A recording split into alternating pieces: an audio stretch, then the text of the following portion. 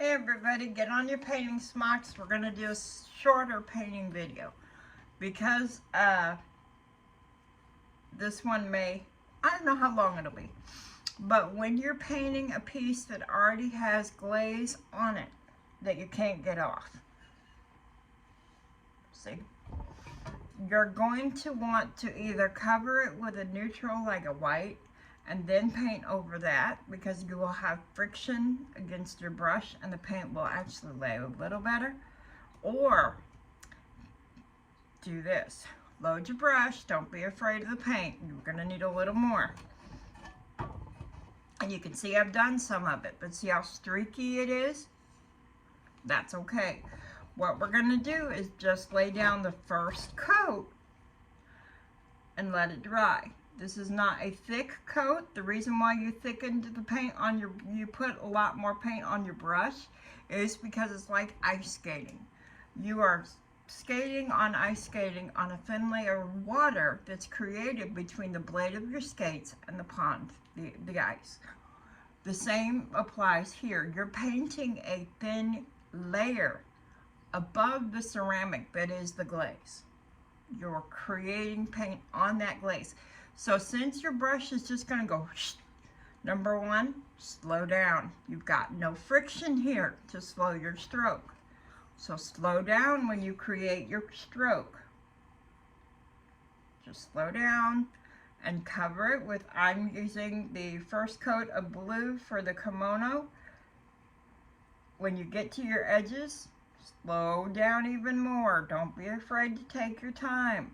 Give yourself plenty of light. Give yourself plenty of elbow room. The worst thing is for your kid to come up and bump your elbow, or your brother, or your dog, or whatever, and cause problems when you're painting.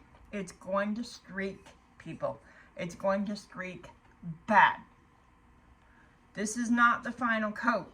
We need this coat on there to create friction and so that the next coats will cover more. A piece like this, you're going to have to cover your coats several times, sometimes up to 3 or 4 until you're happy. That's why this is a short video. I'm just giving you a little bit of advice. All right? Once you have it on and it is dry, that is not dry. Let it dry longer. I like to let this dry overnight. Once I'm going to get the blue kimono on, I'm going to get the first coat of black on her hair, and I'm going to get the first coat of red on the dragon. Then it's going to dry overnight.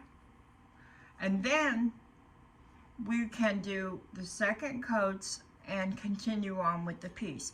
This piece is going to be several videos long and several short videos because it is harder to paint a glazed piece, no matter if you use a neutral coat base and start that way or not. Now, if you have an area of your piece, like the face, on this geisha girl, the faces are white because geishas have white painted faces with red lips. We will do the red lips and the eyeliner in the detail painting before the finish paint. Cover this with painter's tape. It won't hurt it, but it will keep the white where you want it, and when you're painting the black hair or the blue kimono, it is not going to cause it to get on your white surface. Painter's tape is your friend. Don't use Scotch tape, don't use masking tape, don't use packing tape. These tapes will cause some of the glaze to come away. So that's our first step.